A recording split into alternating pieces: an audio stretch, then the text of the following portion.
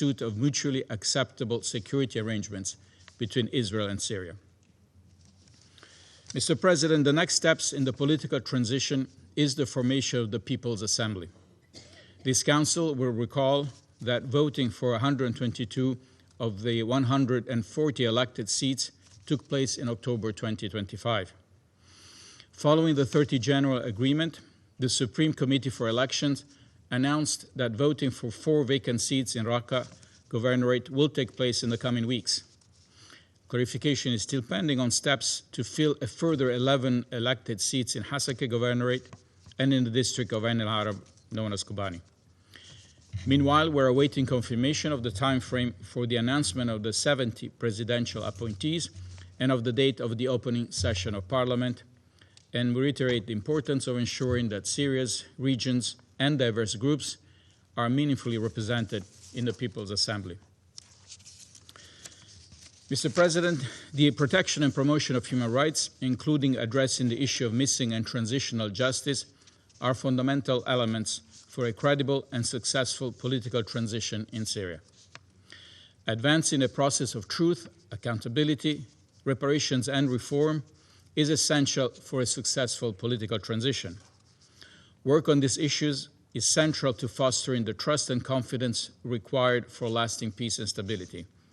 And our office remains committed to working closely with the government and national partners, as well as with other components of the UN system and relevant international organizations to support Syrian efforts in this regard.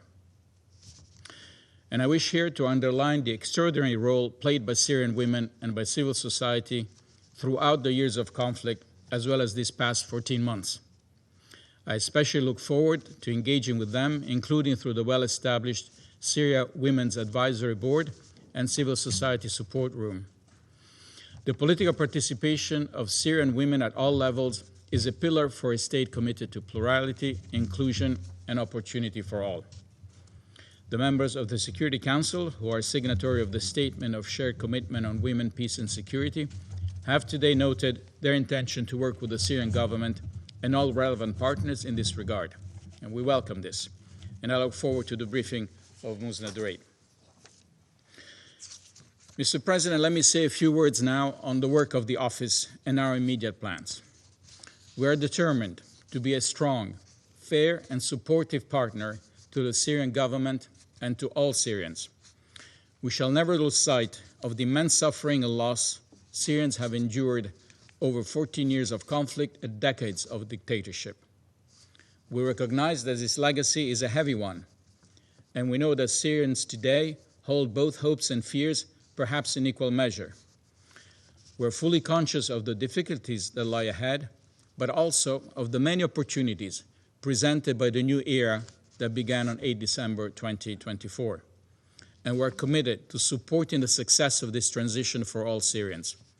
We approach our work with humility and in a spirit of partnership.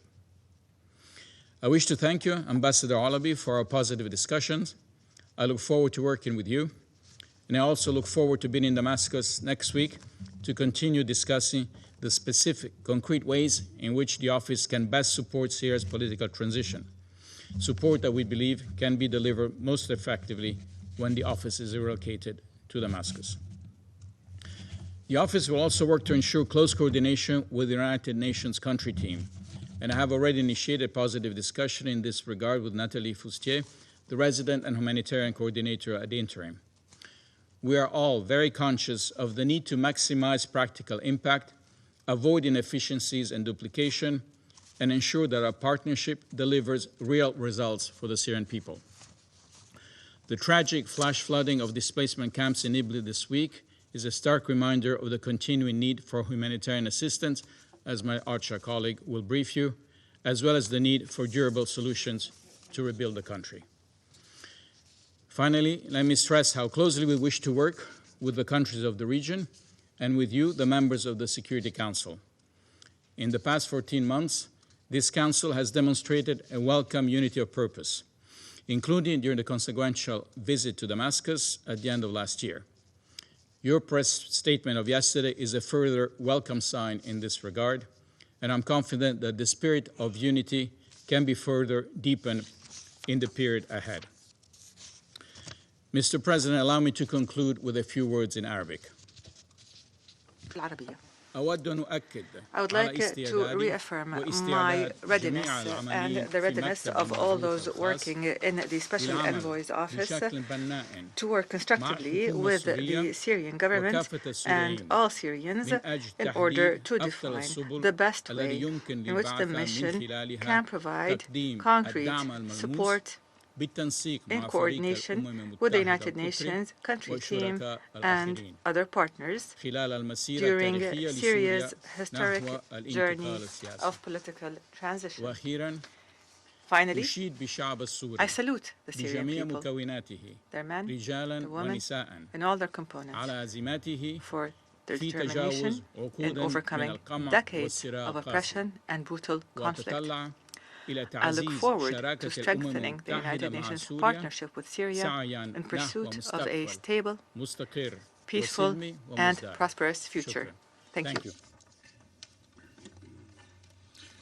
I thank Mr. Cordoni for his briefing. I now give the floor to Ms. Lisa Doughton. Thank you, President. As Deputy Special Envoy Cordon has just set out, recent weeks have highlighted Syria's continued vulnerability to insecurity. They've also shown that with sustained international support, Syria can navigate these challenges and move towards greater stability and reduce long-standing humanitarian needs.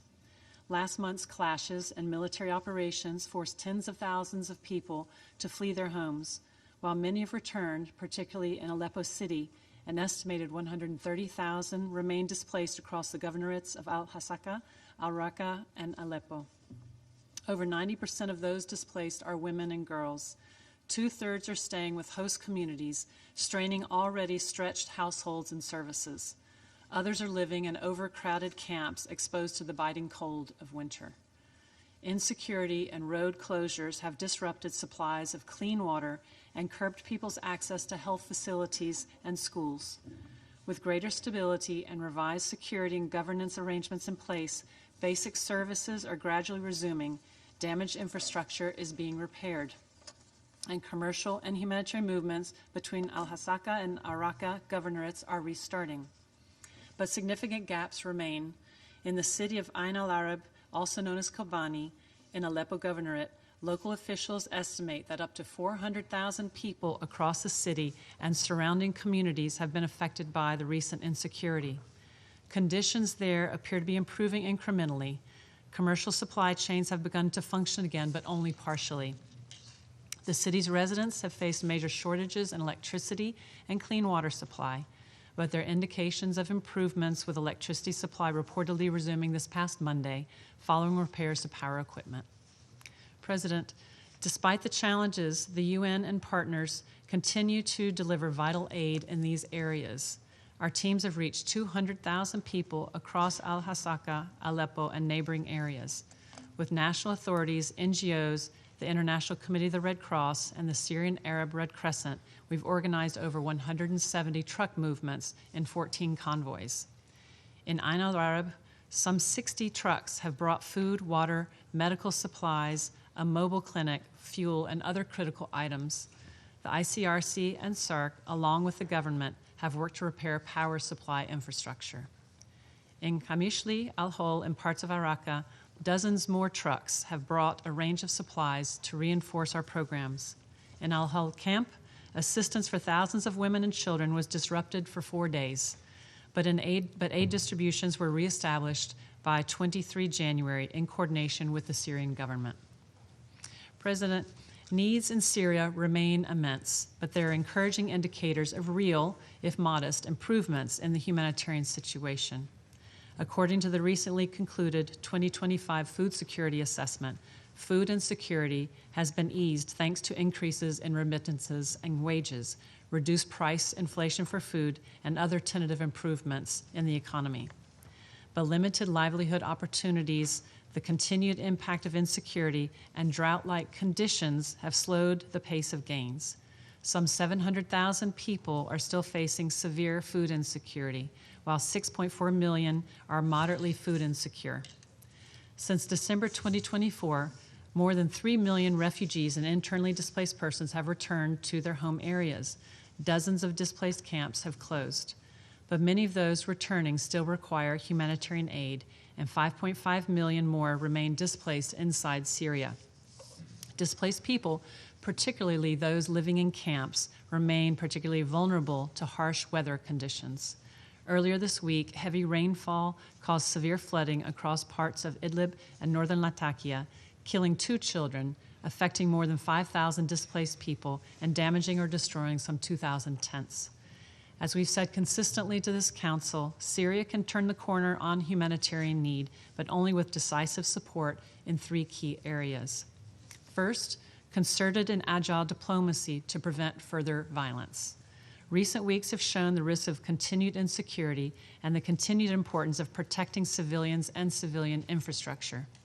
But we've also seen the potential for dialogue, backed by strong diplomacy, to prevent further escalation and to advance on addressing long-standing tensions. We hope that recent agreements will translate into the stability that the people of Syria deserve, and that can form the basis for genuine investment in Syria's recovery.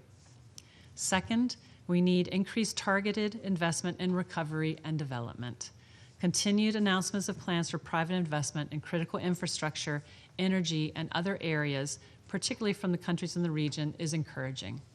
At the same time, we need scaled, targeted support to restore essential services and livelihoods, to sustain returns, and to ensure the most vulnerable are not left behind. Our teams are working on plans to accelerate a shift from emergency relief towards recovery and development, while strengthening humanitarian development cooperation in the interim. Given the scale of the task of recovery, we need a wide range of international partners to provide substantial and targeted development finance. Third, we need to preserve vital humanitarian funding in the near term. The people of Syria want to move beyond continued reliance on aid, but until the investments in recovery take hold, it's vital that transnational life-saving assistance is sustained.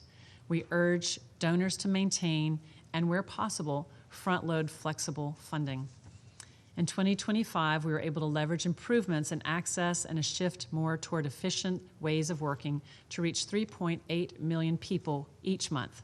That's 40% more than the year before, despite only receiving 36% of the funding requirements. With more resources, we can expand critical support to millions more. We're currently finalizing our response plan for 2026 based on updated assessments. In the meantime, we're prioritizing critical activities in the first quarter of this year, and these include getting vital aid to those impacted by recent violence, displacement, and natural disasters, including food, shelter, water, and basic health services. Making a push on mine action to enable the resumption of basic services, commercial activities, and the prospect of a safe life. And strengthening water, health, and other services that save lives while also improving conditions for dignified returns and livelihoods. President, we continue to have a rare opportunity to help the people of Syria reverse one of the world's gravest humanitarian crises. Let us continue doing all that we can and let them seize this chance. Thank you. I thank Ms. Doughton for her briefing, and I now give the floor to Ms. Musna Duraid. Mr. President, Excellencies, distinguished members of the Security Council, thank you for the opportunity to brief you today. My name is Musna Duraid. I'm a Syrian woman, a daughter, a mother, an advocate, and former refugee. I'm from Al-Qadam in Damascus, a neighborhood that was leveled to the ground by Assad regime and its allies, where my family witnessed 5 years of siege, bombardments, mass killing, detention, and forced displacement. I came to Canada in 2016 as a young asylum seeker with no plan except survival. I started over, but I never left Syria behind. I kept working through civil society for women's rights, displaced communities, and a humanitarian response. Like many Syrians, the fall of Assad gave me enough hope to permanently return home, not because Syria is ready or because my neighborhood is livable, but because Syria needs all of us. And the risk of apathy is higher than engaging. Despite some positive development and the return of over 3 million displaced persons, the Northeast remain unstable. Unlawful Israeli interventions continue. a year without a legislative body, a sectarian violence and external tutelage precised in Sweden and in the coast. At the same time, a collapsed economy is exacerbated by the current new liberal policies. Syria cannot be rebuilt on half measures or political pragmatism over the rule of law. While the international community is trapped between cautious engagement and costly hesitation. Given this pivotal time in Syria, I'm here to urge the Council and the international community to act in 3 critical areas. First, women's participation. As we convene here in New York, my colleagues in the Syrian Women's Political Movement are holding our General Assembly in Beirut, not in Damascus. We requested to meet in Syria, but the Ministry of Foreign Affairs did not grant permission. How can inclusive political laws be shaped if those advocating for them cannot even convene? Look at the cabinet, 1 female minister. Look at the recent diplomatic appointments, not a single woman. Syria did better in the 1940s, appointing Elise Kandalev to the United Nations. And 80 years later, this is not about capacity, it's about political will. Without Syrian women, the transition will not be legitimate. Syrian women paid the highest price during the Syrian revolution. Yet women continue to face security threats, including sectarian abduction, killing, and patriarchal mindsets in the system and the society. As a woman returning to Syria, I face constraints men do not. Rights that require permissions are not rights. Second, transitional justice. Assad fled Syria, but his system and legacy did not. Syrians can only heal if we see Assad behind the bars. We cannot accept impunity for him or immunity for his enablers, like Mohammed Hamsho, Fadi Saqr. Granting immunity behind closed doors undermines the transition and reinforces that justice serves elites rather than victims. When Syrian forces were deployed to the coast and Sweden in 2025, serious violations were committed, fueled by identity and sectarian hatred. Investigations followed. Accountability did not. What blocks justice? Loyalty over competence and rule of law, secrecy over transparency, and hate speech that turns snipers into targets. 3 actions are essential here for Syria. First, to join the Rome Statute and to grant jurisdiction to the International Criminal Court. Second, to strengthen national institutions to address past and present violations, working closely with the UN mechanisms, including IIIM and IMP. Third, give victims and survivors real agency, not tokenistic rules. True liberation means breaking with the past. But when arbitrary arrest, forced disappearance, and extrajudicial violence continue under different flags, this is not a liberation, it's a betrayal.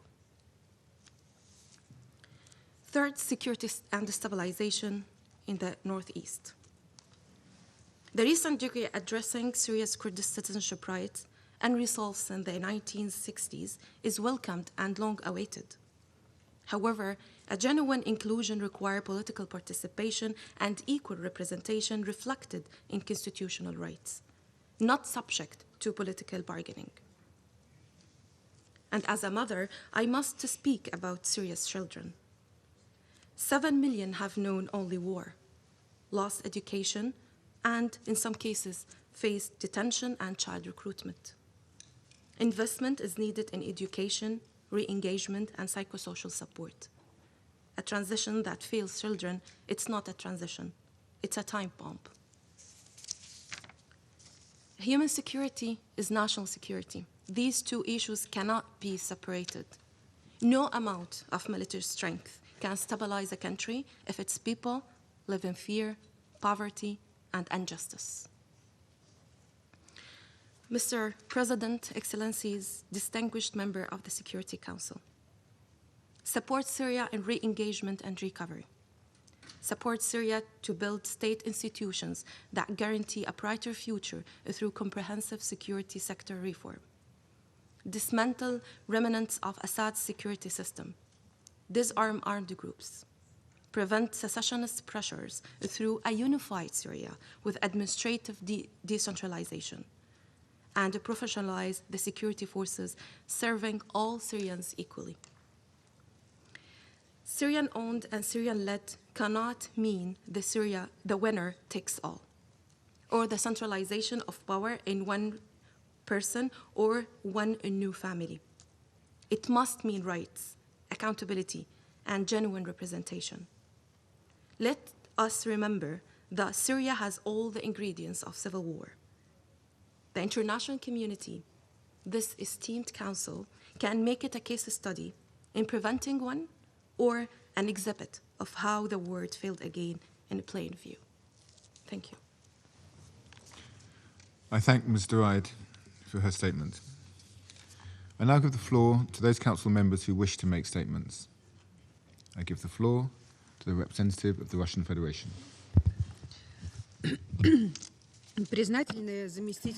We're grateful to the DSE of the SG for Syria, Mr. Claudio Cordoni, and the OCHA Director of Financing and Outreach, Ms. Lisa Doughton, for their substantive reports on the situation in the Syrian Arab Republic. We listened very carefully to the civil society representative. President, over the last month and a half, the situation on the ground in Syria has undergone drastic changes. We deem it important to note that these changes have been positive, including as regards the restoration of the territorial integrity of Syria. For many years, after many years, the isolated Trans-Euphrates has gradually been brought into the legal fold of the Syrian state. As the Russian President, Vladimir Putin, underlined during a meeting with the Syrian leader, Ahmed Shara, on the 20th of January, the reintegration of the northeast is a step of utmost importance on the path to uniting the Syrian Arab Republic. We've consistently called for and continue to call for a united, friendly Syria. Against this backdrop, we welcome Damascus's efforts to this end. We expect that the implementation of the January agreements with the Syrian Democratic Forces, the SDF, will occur without any repeat violence nor any setbacks. We also hope that quasi-state entities which used to exist will become part of state bodies and that SDF fighters will join the ranks of government forces. It's important for the consolidated position of Security Council members on this matter be reflected in the press statement adopted yesterday. We unswervingly support the course chartered by Syria's leadership, that is, affording protection to civilians, upholding cultural and linguistic rights of all Syrian citizens without exception. We stand convinced that the path to long-term and sustainable stabilization of the situation in the Trans-Euphrates and in Syria as a whole lies in broad-based dialogue and an inclusive political process, aimed at strengthening national cohesion with due regard for the interests of all ethnicities and faiths making up Syrian society, including the Kurds. We note yet another encouraging signal as regards the restoration of Syrian territorial integrity. That is, information we're getting about the government taking control over a 55-kilometer zone surrounding the El Tanf base in the south of the country. This significant portion of sovereign Syrian territory, as we'll recall, for roughly a decade, this portion of territory was arbitrarily occupied by forces of the so-called anti-ISIL coalition led by the USA. President, against this, on the whole, positive background, we regret to note Israel's systematic course aimed at undermining Syrian statehood, including territorial statehood. Despite Damascus's openness to dialogue on security issues, Western Jerusalem continues to opt for solutions using force. It has refused to withdraw its units from occupied territory. There are regular arbitrary strikes on Syrian Arab Republic territory. There are ground raids into southern areas of Syria. There are civilian abduction operations there as well, in addition to arbitrary checkpoints being set up, which obstruct civilians' freedom of movement. According to regional media reports, on top of this illegal military activity being conducted by the Israeli Defense Forces, the IDF are also taking measures to undermine the Syrian economy and Syria's environment. Specifically, we were deeply disquieted by reports about Israel's operation conducted just a few days ago, which consisted of the spraying of unknown chemicals over agricultural land in Quneitra province. As a result, in some villages, all vegetation has been destroyed. Wheat and barley plantings have been destroyed as well. We count on this information being met with an appropriate response by relevant UN system entities. By the way, Security Council members could see for themselves the consequences of Israel's scorched earth strategy when the UN Security Council visited Lebanon in December, including the Blue Line.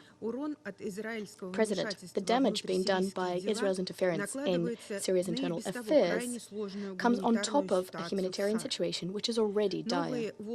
New waves of forced displacement, first due to the tragic events in coastal regions, then in Sueda, and in January of this year in Aleppo and in the northeast of the country.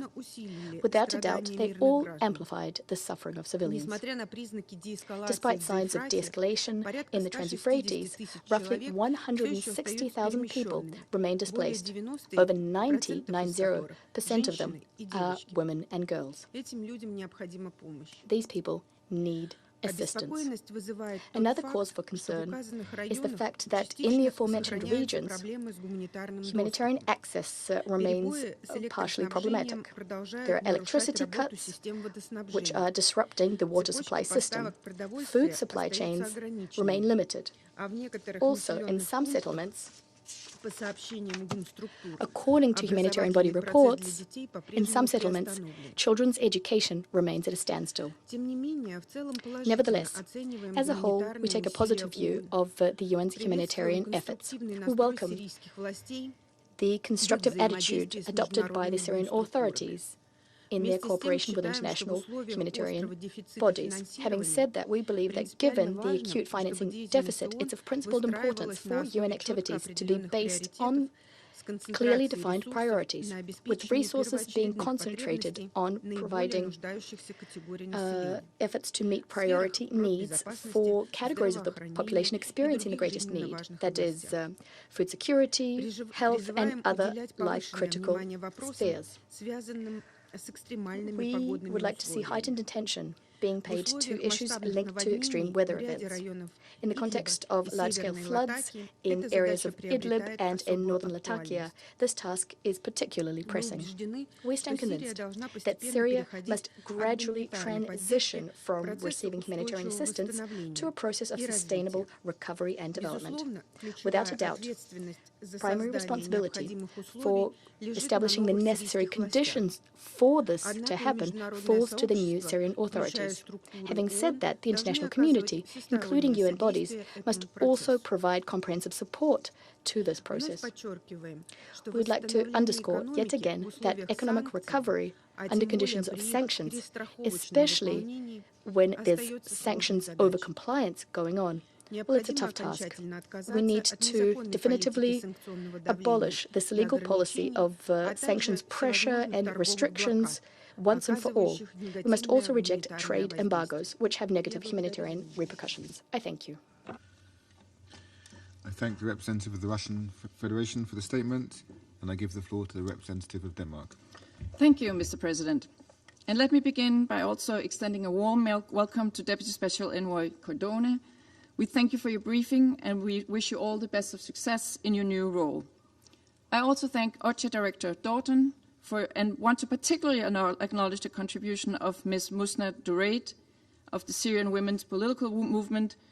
Thank you for highlighting the important role of Syrian women in the political transition.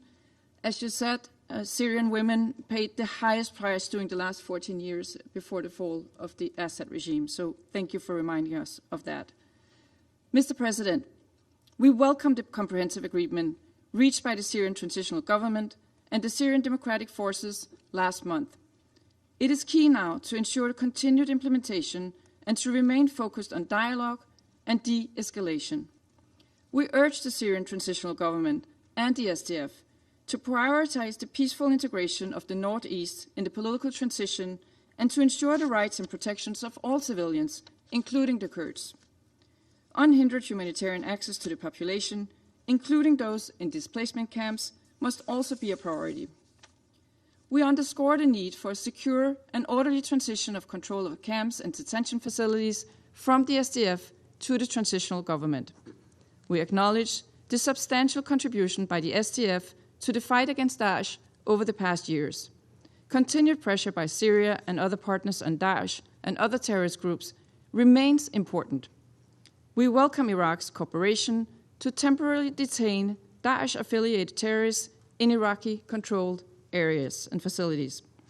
Mr. President, we reiterate our call for a generally inclusive and transparent political process, a Syrian-led and Syrian-owned political transition that includes full inclusion of women at all stages and levels, including into transitional government, remains imperative. The right to establish political parties, as well as organize and participate in civil society organizations, is an important step of this transition. Civic space must be protected. The UN has decades of expertise in guiding and advising on political transitions, transitional justice, DDR, and security sector reform. In this light, we encourage the transitional government to facilitate the relocation of the Office of the Special Envoy to Damascus as soon as possible. Mr. President, the humanitarian situation remains extremely challenging and complex. In recent months, Syria has battled severe drought, followed by a harsh winter, including heavy snowfall in the northeast and flooding in the western part of the country. Immediate priority must be given to winterization efforts and basic needs. This requires urgent action and assistance. However, the response is threatened by a continuous serious lack of funding. We urge all countries to do more to help Syria meet these needs.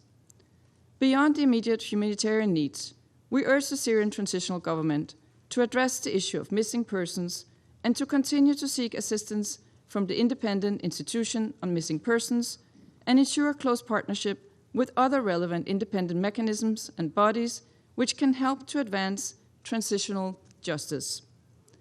Mr. President, in closing, as we enter the holy month of Ramadan, we hope that this month of peace and reflection is matched with renewed momentum in the political process, building on the latest developments and ultimately improving the lives and livelihoods for ordinary Syrians. Denmark remains committed to supporting all efforts to this end. I thank you. I thank the representative of Denmark for their statement, and I give the floor to the representative of the United States. Thank you, Mr. President, and a special thank you to today's briefers, Director Doughton and Mr. Ide, for their very important and relevant comments. We appreciate it. And we warmly welcome Deputy Special Envoy Cordone, nice to see you, sir, to his new role, and hope, and I should say that we are pleased now that you are traveling to Damascus. We also appreciate his and our other briefers' remarks regarding the importance of women in Syria's efforts for peace, unity, and stability. Colleagues, the United States wants Syria to be a sovereign, unified country at peace with itself and its neighbors. As this Council unanimously affirmed in our press statement yesterday, the January 29th Comprehensive Agreement between the Syrian government and the Syrian Democratic Forces, or SDF, is a milestone in the country's path toward national reconciliation, unity, and stability. The United States remains committed to supporting the successful implementation of this agreement and will continue to work closely with all the parties to facilitate a smooth, timely integration process, which is already underway. We also welcome Presidential Decree Number 13 and look forward to its full implementation. The measures detailed in this decree affirm that Kurds are an integral part of Syria and open pathways for their full participation in shaping a secure and prosperous future. Colleagues, at the February 9th meeting of the small group of the Global Coalition to Defeat ISIS, the United States welcomed the government of Syria assuming responsibility for counter-ISIS efforts, expressed appreciation for the sacrifices made by the SDF, and thanked the government of Iraq for its extraordinary initiative and leadership in accepting the transfer and detention of ISIS detainees from Syria. All nations must play their part to ensure the defeat of ISIS. This includes repatriating their nationals from detention facilities in Syria and Iraq and displaced persons camps in northeast Syria, including terrorists who must swiftly face justice. It also means providing support to the governments of Syria and Iraq to ensure that ISIS terrorists remain securely detained, providing all necessary support to Syria to enhance its counterterrorism capabilities, supporting the government of Syria and humanitarian organizations as they assist displaced persons in the Northeast and facilitate the voluntary return of Syrians to their areas of origin, and assisting the government of Iraq in its vital contributions to the region's security. Colleagues, Mr. President, the humanitarian situation in Syria more broadly remains an area of interest to the United States. This is why Syria was among the countries included in the landmark U.S. agreement with OCHA to fund life-saving assistance activities, and to do so more efficiently and transparently. We urge other donors to join us. Thank you. I thank the representative of the United States for the statement, and I give the floor to the representative of Greece. Thank you, Mr. President. I would like also to thank OCHA Director Ms. Lisa Doughton for her substantive report and Ms. Musna Dorait for her clear messages. We warmly welcome Mr. Cordon's briefing as the Deputy Special Representative for Syria, reaffirming the United Nations role as a reliable and trusted partner of the Syrian government. We strongly support the renewed and constructive engagement between Syria and the UN in this regard. Mr. President, Syria enters another year with signs of gradual progress toward de-escalation, regional engagement, and recovery. 2025 has been a landmark year for Syria. We acknowledge the progress achieved so far. The path forward must rest on full respect for the sovereignty, independence, unity, and territorial integrity of Syria. Greece remains ready to engage and contribute to the development and prosperity of the country. At the same time, significant challenges remain. In 2026, it is important to promote more efficiently a fully inclusive political process that reflects the country's rich mosaic of communities. As all Syrians, regardless of their ethnic or religious background, desire to feel fully protected and not actively integrated in a pluralistic, inclusive political transition, as well as in the composition of the security forces. We express the hope and expectation that the filling of the remaining parliamentary seats will compensate for the underrepresented components of the Syrian society. Without inclusivity and balanced representation, peace will remain fragile and incomplete, as we unfortunately witnessed during the violence against the Alawites, Druze, and Christians last year. Recent developments in the Northeast also highlight both risk and opportunity. As this Council expressed in its latest press statement, all actors must work together towards cementing the January 30th agreement. Kurds should be fully integrated into the Syrian society in a manner that provides them with a sense of protection, security, and with their political and cultural rights safeguarded. In this direction, The presidential decree formally recognizing Kurdish identity and incentivizing inclusivity is a most welcome step. Extremism must be accordingly addressed so as to avoid any relapse into violence, whether from within or beyond Syrian borders. Terrorism remains a corrosive force that feeds on instability and prolongs suffering. Counter-terrorism efforts must go in hand with reforms in the security sector, as well as with full and independent access on the ground in order to counter misinformation. Moreover, the security of the Daesh ISIS detainee camps must be fully safeguarded. We express our appreciation for Iraq's decision to temporarily detain ISIL-Daesh terrorists in Iraqi-controlled facilities. Both countries must work together to ensure that no security vacuum emerges. We also welcome recent initiatives towards regional dialogue, including the agreement between Syria and Lebanon on detainees and progress on border delimitation. Respect for international law, including the international law of the sea, is crucial in this regard.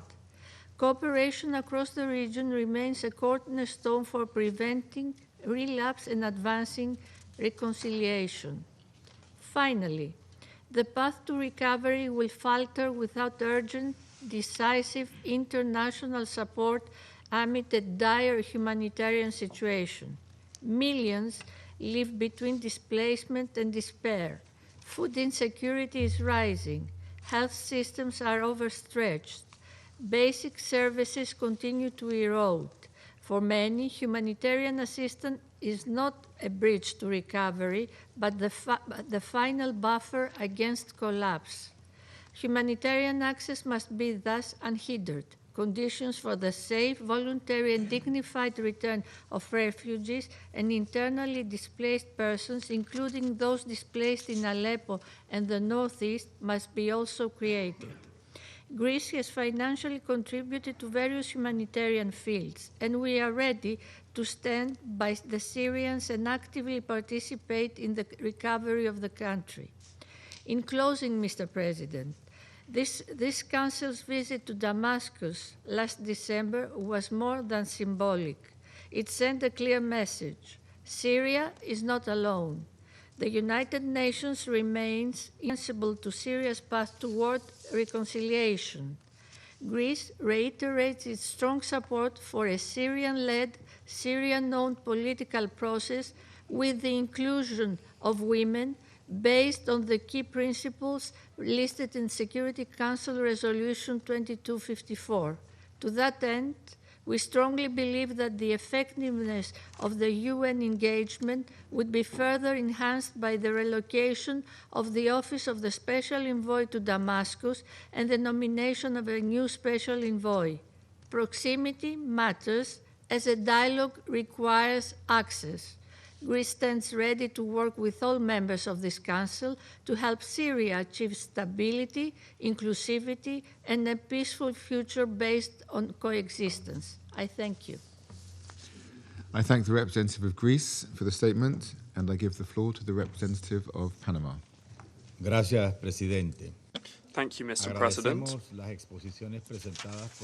We thank the Deputy Special Envoy of the Secretary General for Syria, Mr. Claudio Cordone, and we also congratulate him upon his appointment. We also thank Ms. Lisa Doughton, Director of Financing and Outreach Division of the Office of Coordination of Humanitarian Affairs, and Ms. Musna Duraid, co-founder of Syrian Women's Political Movement. Thank you all for your briefings.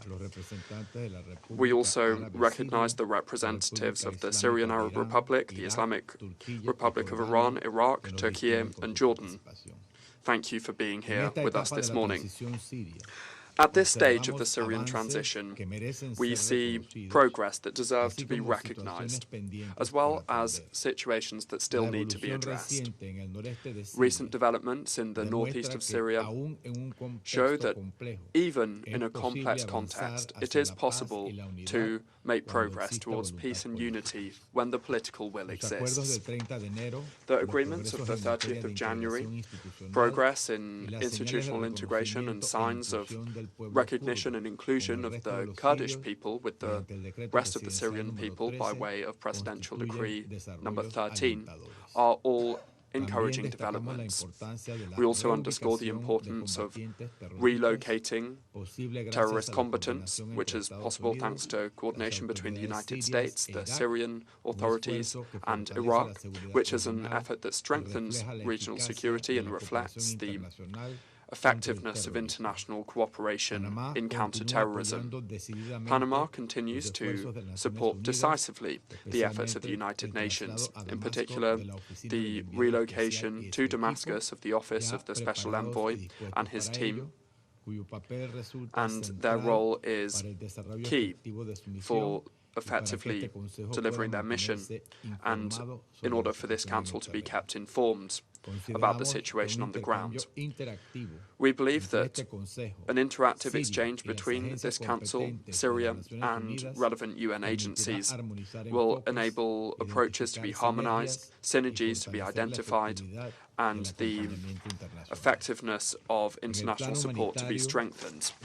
On the humanitarian front, it is essential to strengthen the protection safeguards for the civilian population and to facilitate full, safe and unhindered access in line with international humanitarian law and human rights.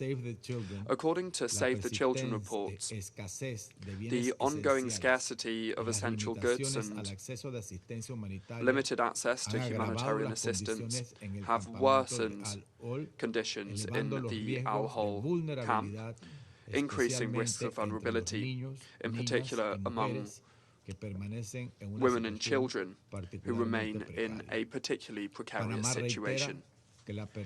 Panama reiterates that the full, equal, meaningful and safe participation of Syrian women in all social and political processes is essential for building a lasting peace, legitimate governance, and sustainable prosperity in Syria.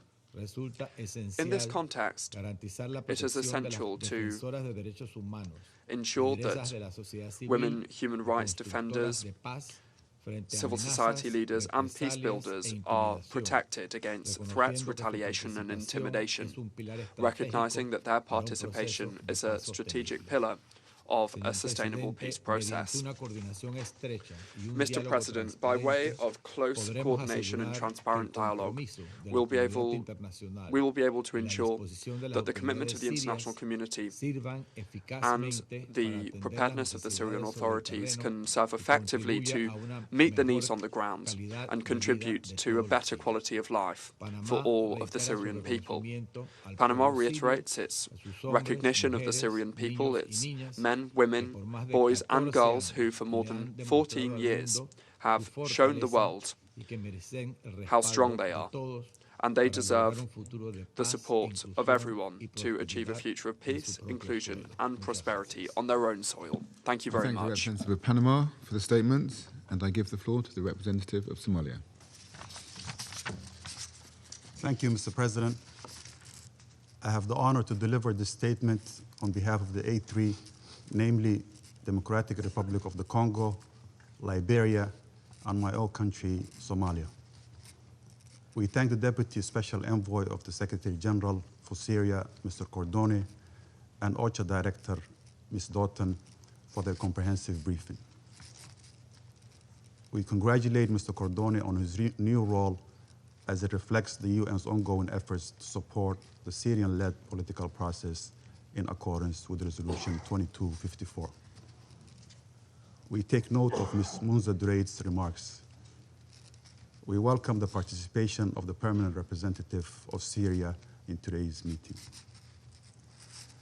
Today, Syria stands at yet another delicate juncture. the primary responsibility for restoring order and protecting civilians lies within the Syrian government, underscoring the urgency for reinvigorating a genuinely Syrian-owned and Syrian-led political process. In this regard, the A3 would like to highlight the following points. First, the A3 reiterates a strong commitment to Syria's unity, sovereignty, political independence, and territorial integrity. We call on all states to respect these principles and refrain from any unilateral actions or foreign-driven security arrangements that risk deepening divisions. Second, we commend recent developments aimed at fostering national reconciliation, specifically the permanent ceasefire between the Syrian government and the Syrian Democratic Forces. We emphasize that a sustainable implementation is critical to ensure the protection of civilians and effective counterterrorism. In this context, the A3 welcomes the historic presidential decree recognizing Syrian Kurds as essential and authentic part of the country's fabric. The formal designation of Kurdish as a national language, and the granting the full citizenship corrects decades of injustice and restores the dignity of thousands of Syrians. Third, the A3 remains deeply concerned by humanitarian implications of instability. Restrictions on movement and localized clashes add pressure to an already overstretched response. We emphasize the need to maintain and expand safe, predictable, and principled humanitarian access across all of Syria with full respect of Syria's sovereignty. Fourth, we know that terrorism remains a serious and evolving threat. While concerned by reports of Daesh detainees escaping from centers in the northeast, we welcome the swift action taken to restore order and resume management of these facilities by the Syrian government. We further welcome Syria's commitment to combat Daesh as a member of the anti-Daesh coalition. Fifth, we underscore that strengthened international cooperation for Syria is essential. We take note of Daesh fighters transferred from Syria to Iraq and encourage all member states to cooperate closely on issues relating to third country nationals and their reparations. Furthermore, the A3 condemns continued reports of Israeli military operations inside Syrian territories, which clearly not only violate international law, but also the 1974 disengagement agreement. The occupied Syrian Golan remains an integral part of Syria in accordance with Resolution 497 and call for a complete withdrawal from all Syrian territories. Sixth, the A3 emphasizes that reconciliation and transitional justice are indispensable for rebuilding a cohesive Syria. We encourage the Syrian government to continue taking practical steps to create an environment conducive to national unity and the dignified return of refugees. Lastly, the A3 calls on the international community to transition toward a comprehensive approach that supports Syria's economic recovery, rehabilitation of essential services, and reconstruction of critical infrastructure through development support. Without these foundations, long-term stability cannot be realized. To conclude, Mr. President, the A3 reaffirms its full commitment to standing with the Syrian people. We urge the Council to remain united in supporting a genuinely Syrian-owned political process and addressing the drivers of instability in all parts of the country. Only through sustained political will and inclusive national dialogue can Syria move towards a future of peace, dignity, and stability. I thank you. I thank the representative of Somalia for the statement, and I give the floor to the representative of France. Mr. President, at the outset, I would like to thank DSC, Mr. Claudio Cordoni, and OCHA Director, Ms. Lissa Doughton, for their briefings. I'd also like to thank Ms. Musna Duraid, co-founder of the Syrian Women's Political Movement. Thank you for your witness account and your comments to this Council. France welcomes the comprehensive agreement dated 29th January, signed between the Syrian authorities and the Syrian Democratic Forces, the SDF.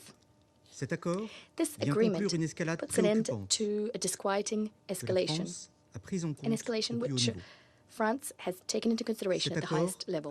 Now, this agreement enshrines the integration of the SDF into the military, security, and administrative apparatus of the Syrian state, all the while guaranteeing the political rights of Kurds in Syria. The Security Council must ensure the effective implementation of this agreement. While visiting Syria and the broader region last week, the Minister for Europe and Foreign Affairs, Jean-Noël Barrot, recalled France's support standing side by side with the Syrians throughout the transition. As Syria embarks on a new chapter towards a more united and sovereign Syria, France would like to make 3 points in support of this much-awaited process. First, the international fight against Daesh must continue tirelessly within a backdrop of the terrorist threat in Syria resurging. Camps and prisons in the Syrian northeast must be secured so as not to create any loopholes which Daesh might exploit. The expertise accumulated by the SDF, now integrated in the Syrian security apparatus, can be harnessed to address common security challenges. We remain committed to the collective effort to combat Daesh within the framework of the international coalition. Our security, that of all of us, is at stake. Next, Syria can only recover once peace has been restored and once its transition is firmly rooted. France supports, firmly so, the Syrian authorities as they pursue the transition that's now underway. France unswervingly calls for the participation and the inclusion of all components of Syrian society in this process. The effective participation of women in Syrian political life will play a determining role. We stand ready to support transitional justice efforts to ensure that they're transformed into deeds so as to begin a new era in which no crime goes unpunished. A recent visit to Paris by a Syrian delegation led by the Vice Minister of Justice and the Syrian Prosecutor General exemplifies this cooperation. The support of United Nations mechanisms is also crucial. Mr. President, this pacification is the only way to guarantee the necessary stability for attracting investment and charting a path towards sustainable economic recovery. The Security Council must also support Syria's integration into its neighborhood so as to foster regional stability. We encourage the rapprochement with Lebanon and welcome the recent agreement on the transfer of prisoners. A security agreement with Israel must be signed. This is in the interest of both parties. France welcomes the progress made on this front. It's important for Israel to cease its incursions into Syrian territory and to, at last, take Syria's outstretched hand, that of a Syria wishing to pacify its relations. Mr. DSC, France welcomes the presence of your office in Damascus. The goal being to support Syria's political transition by harnessing the recognized expertise of the United Nations with full respect for Syrian sovereignty. By way of conclusion, the Security Council must continue to support the Syrian people, a people which is determinedly moving towards a more prosperous, stable and secure future. I thank you. I thank the representative of France for the statement, and I give the floor to the representative of Bahrain. Thank you, Mr. President. Allow me to thank all briefers and congratulate Mr. Cordone on his appointment as Deputy Special Envoy of the Secretary General for Syria. I also welcome the permanent representative of the Syrian Arab Republic in today's session. Mr. President, the sisterly Syrian Arab Republic is going through a delicate and sensitive phase, requiring the support and solidarity solidarity of the international community to enable the Syrian government to preserve the country's sovereignty, stability, security, and territorial integrity. This can promote the safe return of refugees, state reconstruction and economic empowerment, and help with development, prosperity, and sustainability for the benefit of the brotherly Syrian people. The Kingdom of Bahrain welcomes the first step in implementing the comprehensive agreement reached between the Syrian government and the Syrian Democratic Forces on January 30, which stipulates a ceasefire and the integration of the self-administration institutions in northern East Syria into the Syrian state. This is a positive step towards national unity, civil peace, and coexistence in Syria. The efforts of the United States of America in reaching this agreement are highly valued. The Kingdom of Bahrain also commends Syria's efforts to combat terrorism and counter extremism, including its participation in the global coalition to defeat ISIS, countering illegal armed groups, and its commitments to ensuring that detention centers in northeastern Syria meet international standards. We stress the need to continue such efforts in coordination with international partners to prevent the resurgence of terrorist groups, stop their funding, and protect civilians, thereby contributing to regional and international stability. Mr. President, the Kingdom of Bahrain expresses its support for the humanitarian and relief efforts in Syria provided by UN agencies and their partners to meet the basic needs of those affected, provide care for the displaced, and provide a conducive environment for the safe and voluntary return of refugees in accordance with international standards. We stress the need for continuing to provide UN support to the new Syrian government so that it can meet its basic needs. The Kingdom of Bahrain, represented by the Royal Humanitarian Foundation, expressed its commitment to supporting the brotherly Syrian people by signing a grant agreement with the United Nations High Commissioner for Refugees in Syria, UNHCR, to rehabilitate damaged homes in the rural areas of Aleppo and Damascus, and to restore a dignified life for families returning to their affected areas. Mr. President, we stress that the Golan is a Syrian Arab territory, and we call upon Israel to abide by the 1974 disengagement agreement. We appreciate the pivotal role of the United Nations Disengagement Observer Force, UNDOF, in maintaining security and stability, particularly in the buffer zone, as well as its efforts to coordinate between the parties concerned to preserve the safety and security of civilians in the area. We also welcome the U.S. efforts aimed at halting Israeli attacks on Syria. In conclusion, Mr. President, we reiterate our firm rejection of foreign interference in Syria's internal affairs, and we support the government in its efforts to rebuild the country and build a prosperous and secure future for the noble Syrian people. Thank you. I thank the representative of Bahrain for the statement, and I give the floor to the representative of Pakistan. Thank you, Mr. President. The briefings this morning on the recent developments in Syria provide a sense of cautious optimism, even as they underscore the complexity of the challenges and the difficult path ahead. Pakistan welcomes the 30th January agreement between the Syrian government and the SDF.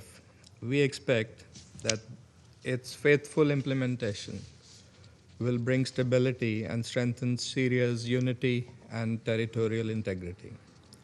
Over the past 14 months, notable steps have been taken in advancing Syria's political transition. Gradual and intricate, these measures nevertheless reflect movement towards stabilization after years of conflict.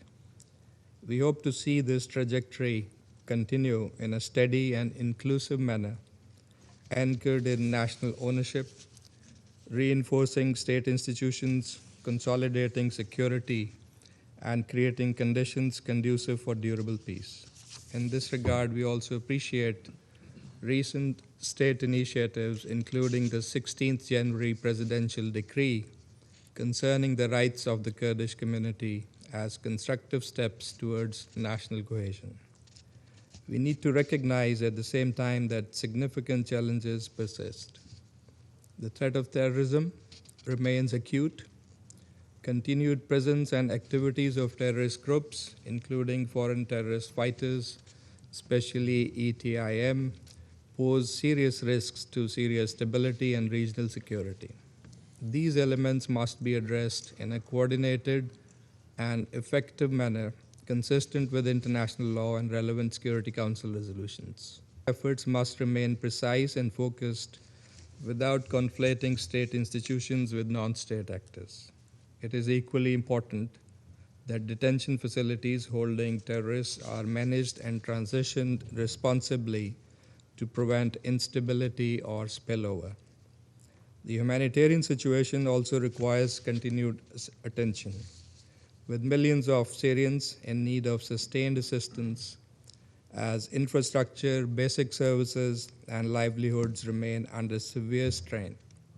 Ensuring safe and unimpeded humanitarian access alongside enhanced recovery support are essential to alleviate suffering and restore dignity.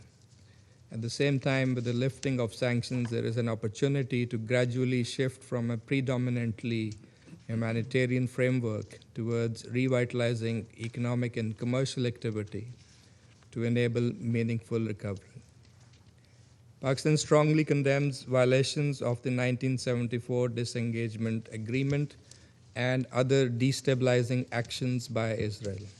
Such actions are unacceptable. Full respect for existing agreements and for Syria's sovereignty and territorial integrity remains imperative. This Council must ensure Israel's full withdrawal from occupied Syrian territories in compliance with its own resolutions.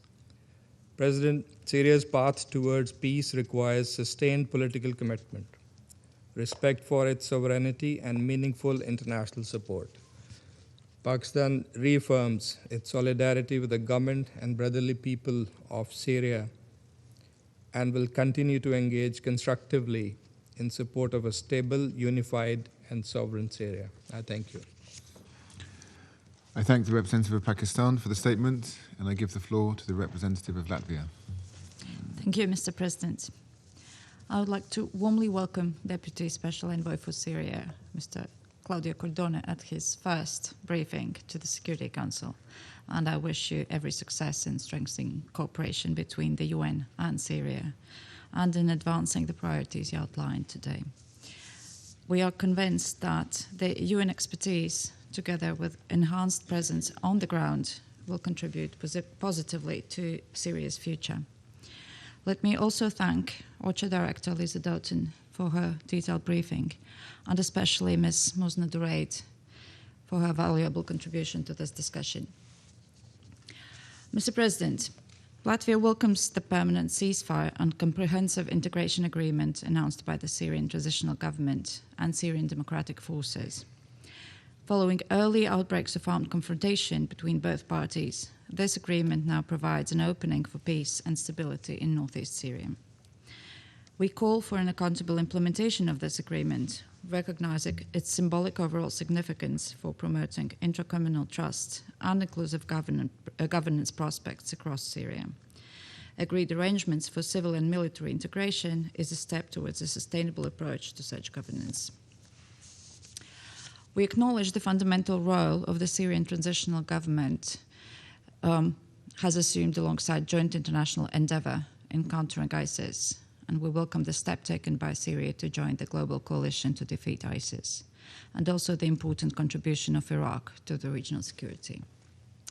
And we recognize the sacrifices made by the SDF in the fight against terrorism.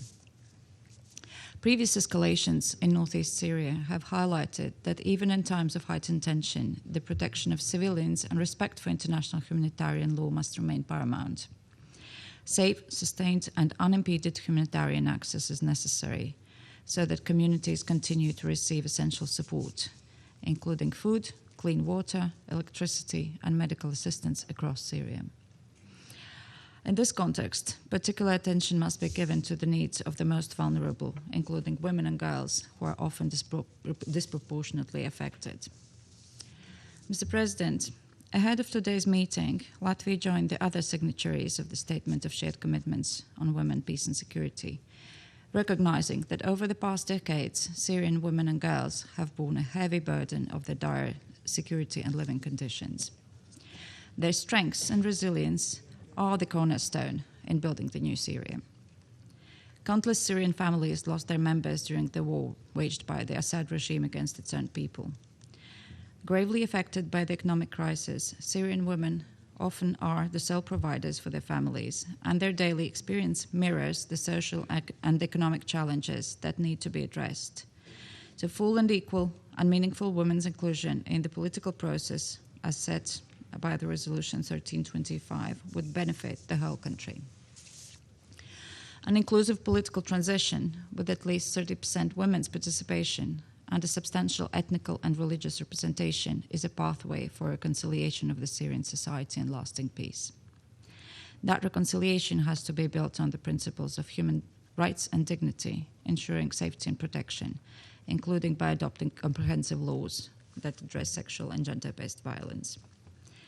We welcome the resolve of Syria's transitional government to put justice and accountability at the core of their endeavors. And we look forward to comprehensive and transparent work to be delivered by the established national bodies, also enabling victims' genuine participation in the process. And we support the work of accountability mechanisms for Syria and full implementation of their mandates. Mr. President, in conclusion, let me emphasize that 1 year into Syria's transitional process, more work lies ahead to mend the social fabric torn by conflict and brutal regime. Sustained international solidarity, focused on recovery and rebuilding, is essential to support Syria's path towards stability, dignity, and lasting peace. Latvia remains a committed partner on this path. Thank you. I thank the representative of Latvia for the statement, and I give the floor to the representative of Colombia. I thank the Presidency for organising this meeting, and I also thank the Deputy Special Envoy for Syria, Mr. Claudio Cordone, the Director of Financing and Outreach Division of OCHA, Ms. Lita Doughton, and the co-founder of the Syrian Women's Political Movement, Ms. Musna Duraid. Thank you all for your briefings. What's more, I welcome the permanent representative of Syria to this meeting. On the one hand, on the political front, I wish to begin by stating that Colombia reiterates its firm commitment to the sovereignty, unity, and territorial integrity of Syria, and also to a political solution that is led by Syria, benefiting regional stability. My delegation welcomes the declaration of the ceasefire and the agreements reached to advance towards stabilizing the whole of Syrian territory.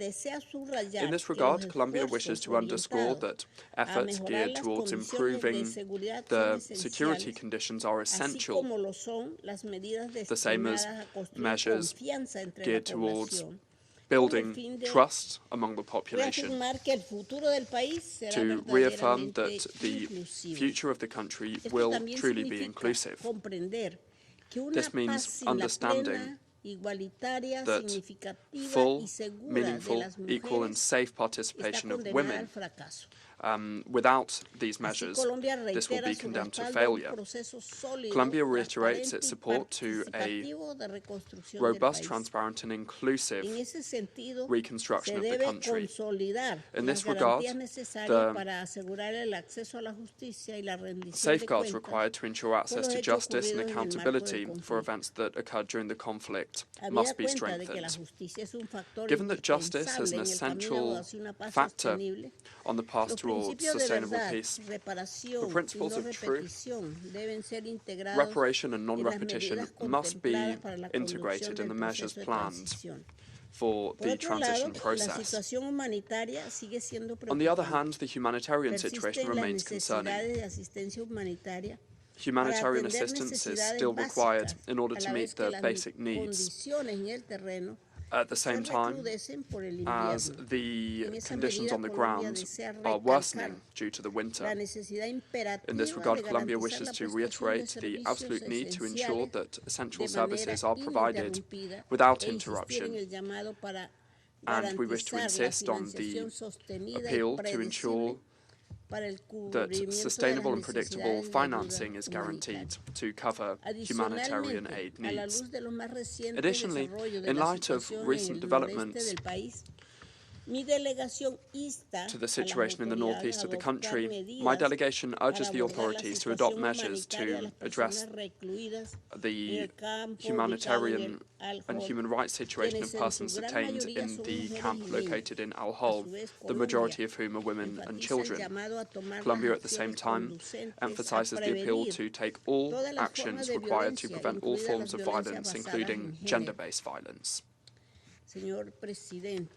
Mr. President, Syria is going through a crucial time in its history. As expressed by President Gustavo Petro, in Colombia we understand the weight of pain and the toll of war. That's why my country recognizes the value of international support to peace-building processes and processes that strengthen peace. My delegation emphasizes the appeal to the Security Council, to the organization and all states in general, to support the actions being undertaken by Syria to this end. International support must be proportional and tantamount to expectations of this process, as well as the expectations of the whole of the Syrian population, who are waiting to recover following years of conflict. Thank you very much. Representative of Colombia for the statement. I give the floor to the representative of China. Thank you, President. I thank Deputy Special Envoy Cordone for the briefing. China will firmly support your work and that of the Special Envoy's office. I also thank Director Dalton and the civil society representative for their briefings. The current situation in Syria remains fragile, with deep-rooted intercommunal tensions, a severe counterterrorism landscape, and pressing humanitarian challenge. The international community should provide more constructive support to Syria to help it achieve national stability and economic development at an early date. I would like to make 3 points. First, advancing an inclusive political process is key to resolving the Syrian issue. We have noted the significant changes that have recently occurred in northeastern Syria, as well as the ceasefire and integration agreements reached, and hope that the agreements will be observed and that stability will be restored as soon as possible. We welcome the efforts by the Syrian transitional government to protect the rights of minority communities and hope that all factions in Syria will adhere to the principle of Syrian-led and Syria-on, engage in inclusive dialogue, advance the political reconciliation process, and find a solution for rebuilding the country that reflects the will of the people. Second, counterterrorism is a prerequisite for maintaining security. Terrorist forces remain active in Syria, posing a grave threat to the security and stability of Syria and the entire region. The evolving situation in northeastern Syria has raised security concerns regarding ISIS terrorists, a matter of widespread international concern. The detention facilities for ISIS members and the Al-Hol refugee camp require high priority and proper management. China firmly opposes terrorism in all its forms and calls on the Syrian transitional government to fulfill its counterterrorism obligations, taking all effective measures to resolutely combat all international terrorist organizations designated by the Security Council, including the East Turkestan Islamic Movement. Third, alleviating the humanitarian crisis is an urgent task for improving people's livelihood. The humanitarian situation in Syria remains dire, with 16.5 million people in urgent need of humanitarian assistance. Hundreds of thousands of people in the northeast have been displaced and are struggling to survive in severe cold and heavy rains. The international community, especially traditional donors, should increase humanitarian funding for Syria and ensure that humanitarian agencies, including the UN, receive adequate financial support. All parties should help Syria restore and develop its economy to address the root causes of the humanitarian crisis and instability. President, the situation in Syria is closely intertwined with the broader Middle East context. Syria's sovereignty, unity, and territorial integrity must be fully respected. The Golan Heights is internationally recognized occupied Syrian territory. The 1974 disengagement agreement should be upheld, and Israel should withdraw from Syrian territory as soon as possible.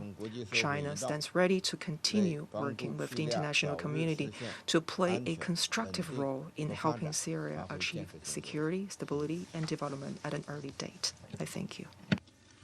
I thank the representative of China for the statement. I shall now make a statement in my capacity as the representative of the United Kingdom. I thank Deputy Special Envoy Cordoni, Director Dalton, and Mr. Raid for briefing us today, and I congratulate Mr. Cordoni on his appointment. I also welcome the representative of the Syrian Arab Republic and other countries from the region to this meeting.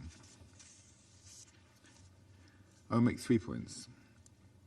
First, echoing the statement of the Council yesterday, the UK welcomes the agreement reached between the Syrian government and the Syrian Democratic Forces in late January to bring an end to the fighting in northeast Syria. The UK has engaged closely with both sides, and we commend the work of the US to help broker this agreement. This is a critical step towards a stable and unified Syria. We encourage all involved to commit to de-escalation and to avoid destabilizing action. There have been important steps in the implementation of the agreement, including the presidential decree on the protection of Kurdish rights. It is critical that momentum is maintained and full integration of SDF military and civilian structures into the Syrian state is carried out in a timely and equitable manner. Second, we remain concerned about the humanitarian situation in the region, with significant displacement and disruption of services and humanitarian provision, including in Kobani and Al-Hol camp. Now that an agreement has been reached, we call for a sustained, unimpeded humanitarian access across the country. The UK continues to provide humanitarian support in IDP camps through our implementing partners. We remain concerned by conditions in these facilities and reports of escaped Daesh detainees. We encourage the Syrian government to develop a robust transition plan for securing and managing the camps in coordination with the UN and international partners to mitigate security risks. Third, Mr. Raid, you gave us a powerful testimony on the importance of the inclusion of women in political processes. We must seize this opportunity to advance women's full, equal, meaningful and safe participation and their leadership in all political decision-making processes in Syria. The UN has an important role to play in supporting this and other elements of Syria's transition, and we look forward to the swift establishment of the Special Envoy's office in Damascus. I now resume my function as President of the Council. I give the floor to the representative of the Syrian Arab Republic.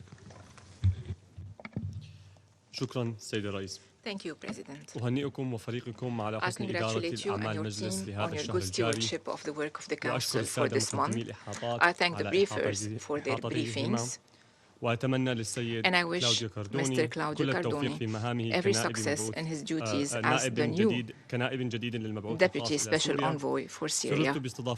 I had the pleasure of hosting him 2 days ago for a fruitful and positive meeting. We look forward to his visit to Damascus soon.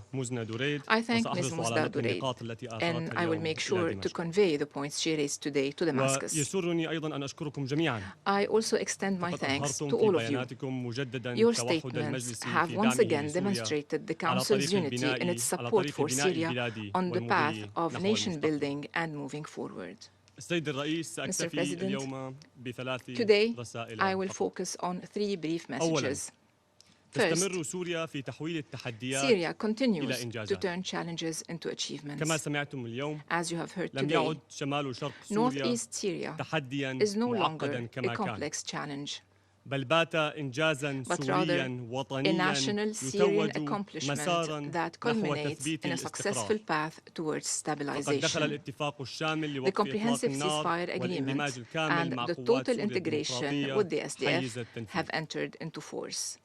The integration of the military and security institutions has begun. This has been accompanied by the integration of the self-administration institutions into the state institutions. I am also pleased to announce that we will organize soon the elections of the People's Assembly in Deir ez-Zor, Raqqa, and Hasakeh. For the first time, Mr. President, since the independence, the People's Assembly elections in these provinces will be announced in the Kurdish and Arabic languages alike. Al-Hol camp and its surrounding prisons have also been secured. Work is underway in coordination with international partners to end the dire humanitarian situation that has worsened in these camps over the past years before my government inherits this very heavy legacy. We have been establishing gradual and safe pathways that respect and preserve the rights and dignity of women and children in those camps in the northeast of the country. Prior and in parallel to all of the above, we started implementing Decree number 13, which affirms that Syrian Kurds are an intrinsic part of the Syrian people and that their cultural identity is an integral part of the inclusive national identity. We have indeed started recognizing the civil and educational rights of the Kurdish community. Colleagues, what has been achieved in northeast Syria preserves the unity of the country and proves that there is no victory and no defeat in the new Syrian Arab Republic, but rather a victory for all the Syrians and on the hands of all the Syrian men and women. Second, Syria is on the front line of the fight against terrorism with actions and sacrifices, not words. The Syrian government continues to lead efforts to combat ISIS inside the country in an existential battle in which Syrian men and women have paid a heavy price in defense of civil peace. Syria joined the global coalition against Daesh to affirm its international commitments. His Excellency, the Minister of Foreign Affairs and Expatriates, participated in the meeting of the global coalition in Riyadh a few days ago. Joining the global coalition was preceded by intensive field efforts that resulted in the arrest of more than 278 terrorists, the thwarting of more than 45 terrorist plots, the dismantling of dozens of active cells, and as you have heard and read a few days ago, the foiling of 5 attempts to assassinate His Excellency the President of the Republic, as of Foreign Affairs and the Interior by the terrorist organization Daesh, as indicated in the 37th report of the Analytical Support and Sanctions Monitoring Team operating under Security Council resolutions. However, the elimination of terrorism requires a genuine partnership, sustained international support, and addressing its economic and developmental root causes. Dear colleagues, I would like to point out that in coordination with the United States, units of the Syrian Arab Army took over Al Tanf base, secured the base and its surroundings, and began to deploy on the Syrian-Iraqi-Jordanian border in the desert, in a fundamental step that contributes to strengthening counterterrorism efforts and consolidating the stability of Syria and the region. Third, Syria is again a cultural, intellectual, and economic beacon. The special session of the Damascus International Book Fair opened a few days ago with the participation of more than 500 publishing houses from 35 countries. For the first time in decades, dissident books have found their way to the fair after decades of circulating in secret. Also, an entire pavilion has been dedicated to the Kurdish language after speaking that language was criminalized for decades. Damascus Radio has also been reopened in its new form with a visual and auditory identity that blends modernity with authenticity as part of the plan to develop media work in a way that meets the aspirations of the Syrian people. These are additional steps on the road to the return of normal life to Damascus and the return of culture as a driver of building the state. It is the new Syria that has adopted openness, pluralism, and respect for opinions as an approach to building the state and society. On the economic track, strategic contracts were signed with the Kingdom of Saudi Arabia in the sectors of aviation, telecommunications, infrastructure, and water. A memorandum of understanding was also signed with Chevron International and Power International to launch the first marine exploration project in Syria's history. A memorandum of understanding was also signed with MasterCard to enhance digital and financial infrastructure, in addition to an agreement for air transport services between Syria and Jordan, and many other economic agreements. These steps reflect the restoration of confidence in the Syrian economy and the beginning of an actual phase of recovery and development.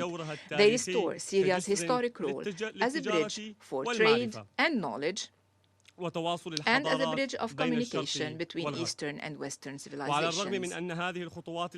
Despite these promising economic steps, the effects of the past years continue to weigh on the humanitarian reality, and colleagues from OCHA have highlighted some of these difficulties. We have recently seen a painful example of the floods that hit a number of camps in Idlib. The Syrian government, while doing its utmost to end the suffering of its people in those camps and to create conditions conducive for their return, calls on donor states to shoulder their responsibilities and to support efforts to ensure the safe, dignified and voluntary return of refugees and displaced persons to their homes. The people who saved their country and the region and the world from the evils of the old regime deserve all the support from the world in facing the consequences of this war.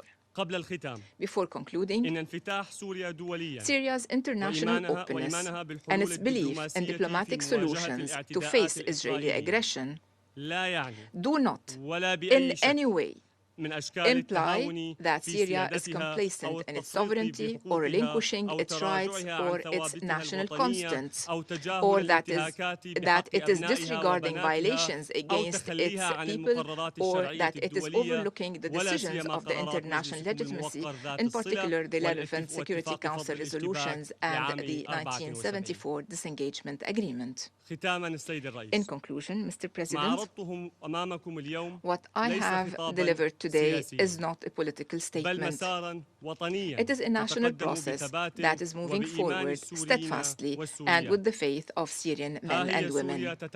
Syria is recovering with its people, its institutions, its unity, and its diversity, and with its freedom of opinion. The new Syria is built today on the basis of citizenship. Differences are managed through dialogue, and challenges are turned into achievements, as you have seen. The future of Syria is being shaped today by the hands of all its men and women, without exclusion, within the framework of one united state that is proud of its diversity and its cultural and historical fabric. Thank you, President. I thank the representative of the Syrian Arab Republic for his statement, and I give the floor to the representative of the Islamic Republic of Iran. Thank you, Mr. President. In the name of God, the Compassionate and Merciful, we congratulate the United Kingdom on assuming the presidency of the Council this month and commend Somalia for its successful presidency in January. We thank the Deputy Special Envoy, Mr. Cordone, and Ms. Totten, Director of OCHA, for the briefing. We carefully listened to the views shared by Ms. Dureid. Regarding the situation in Syria, I wish to make the following points. First, the Syrian people continue to endure severe humanitarian, economic, and security hardship despite the important transitional steps undertaken by Damascus over the past year.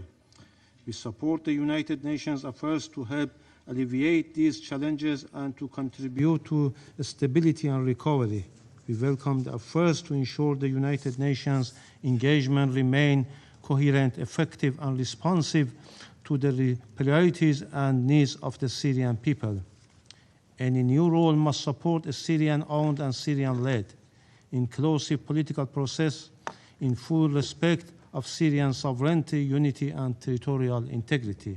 Second, recent developments on the ground, particularly in the northeastern Syria, are of significance. The expansion of the interim government's authority into areas previously controlled by the SDF, together with the comprehensive integration agreement, represents an important step toward de-escalation, restoring Syrian territorial integrity, and strengthening state institutions.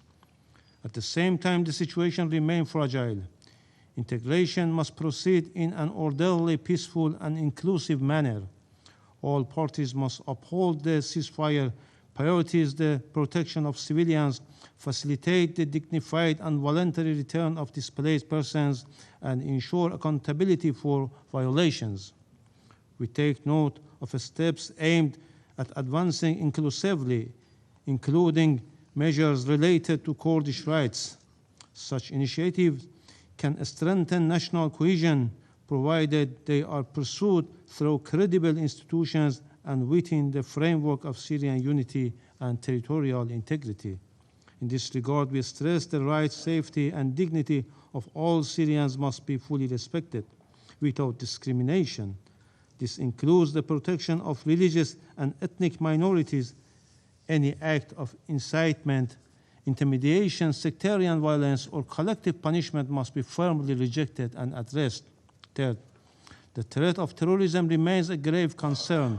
As highlighted in the Secretary General's latest report, ISIS continue to operate across Syria, including through attacks in the north and northeast. We are particularly concerned about the security of detention centers and camps holding thousands of ISIS fighters and their families. Any security vacuum or disruption could have dangerous consequences for Syria and the wider region. We underscore the need for repatriation of foreign terrorist fighters and their families to their countries of origin, in line with international obligations. Fourth, the humanitarian situation remains alarming. The international community must move beyond emergency relief by supporting early recovery, reconstruction, and economic rehabilitation. Syrian recovery also requires genuine investment and removal of obstacles that hinder economic rehabilitation and development. Efforts toward Stabilization and transition must be inclusive and responsive to the needs and aspirations of all Syrians. Fifth, Israeli continued occupation of Syrian territory and its military activities, including in the occupied Syrian Golan, remained a direct threat to stability and regional peace. The Israeli regime must comply with the international law, including the 1974 disengagement agreement, and cease its violation of Syrian sovereignty and territorial integrity. The escalation arrangement cannot legitimize occupation. The Security Council must act. Selective silence and political shielding only normalize aggression and undermine this Council's credibility. Finally, the Islamic Republic of Iran reaffirms its firm support for Syrian sovereignty, unity, territorial integrity, and a Syrian-owned and Syrian-led political process. Iran will continue to support a stable, unified, and secure Syria, free from terrorism, foreign occupation, and external interference. I thank you. I thank the representative of the Islamic Republic of Iran for the statement, and I give the floor to the representative of Iraq. Mr. President of the Security Council, I congratulate you on assuming the presidency of the Council for this month, and I thank you for giving me the opportunity to participate in this session and express our concerns, which deserve your attention, as they are part of your responsibilities in maintaining international peace and security. Allow me to thank Mr. Claudio Cardone and Ms. Lisa Doughton for their briefings. Mr. President, for Iraq, the security and stability of the sisterly Syrian Arab Republic is a national and regional priority of paramount importance. It requires cooperation to consolidate stability and guarantee the unity and integrity of Syrian territory. Establishing security in Syria requires solidarity and genuine international cooperation. It also requires support for dialogue and sustainable political solutions that contribute to the security of the entire region. Mr. President, Iraq welcomed the comprehensive ceasefire agreement reached between the Syrian government and the Syrian Democratic Forces, SDF, and the understandings it included stipulating the integration of self-administration institutions into the Syrian state institutions. We also welcome any negotiations or dialogues that promote peace and regional stability. Iraq believes that dialogue is the best way to achieve the desired security and peace. We support all efforts to achieve stability in sisterly Syria and the role of constructive partnerships in combating terrorism. Given the exceptional and urgent circumstances, Iraq has decided to approve the transfer of a number of ISIS terrorist detainees from detention centers in northeastern Syria to specialized centers in Iraq, in coordination with the global coalition and the U.S. Central Command, as a precautionary security measure that cannot be postponed. This aims to prevent a possible mass escape and block the terrorist group's attempts to rebuild its leadership and operational networks, since keeping thousands of terrorists in unstable environments would inevitably lead to a significant security burden, threatening both Iraqi national security and regional and international security. Data indicate that Iraq received approximately 5,704 individuals from 61 countries. Of them, 467 are Iraqis, 4,253 are Arabs, and 983 are non-Arab foreign nationals. The largest group, 3,543 individuals, were Syrian. Iraq emphasizes that resolving this issue requires concerted international efforts and support, particularly from the members of the global coalition to defeat ISIS and relevant UN agencies. The recent events in northeast Syria require further cooperation between the members of the coalition. We are talking about the transfer of thousands of terrorists. This is a complex operation that requires time, resources, expertise, and continuous political and security cooperation. In this context, we emphasize that Iraq refuses to become a permanent repository for foreign terrorists who are not accepted by their own societies. Iraq has accepted non-Iraqi ISIS members and their families as a temporary measure required to ensure urgent security. This is neither a permanent solution nor an open-ended commitment. Therefore, we explicitly and clearly stress the need for all countries concerned to repatriate their citizens who are members of terrorist ISIS, contribute effectively and tangibly to supporting Iraq's reform and security infrastructure, and fully assume their legal and ethical obligations in this matter.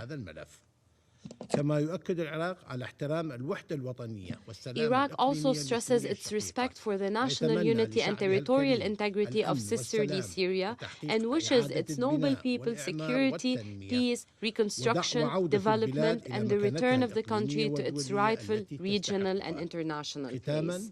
In conclusion, we reaffirm our full support for Syria's sovereignty and its control over all its territory. We condemn foreign interventions that violate Syrian sovereignty, the ongoing incursions by the Israeli entity, and the violation of the 1974 disengagement agreement. We call for compelling Israel to cease its aggression and withdraw from the occupied Syrian Golan. Thank you, Mr. President.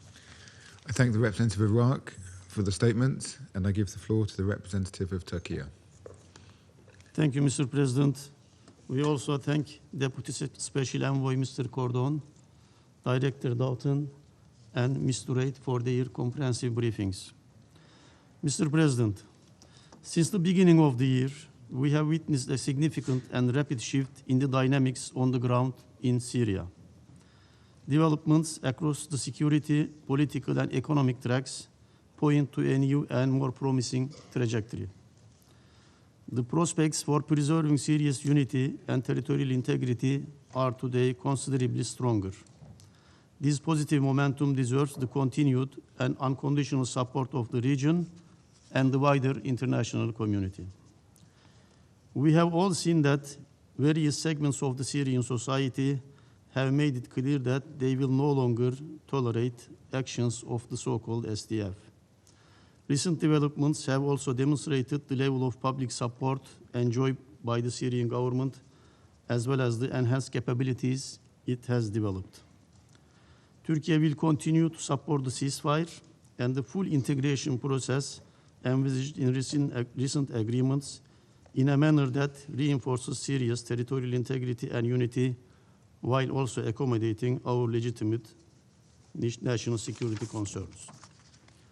Mr. President, our approach should be guided by the new realities on the ground.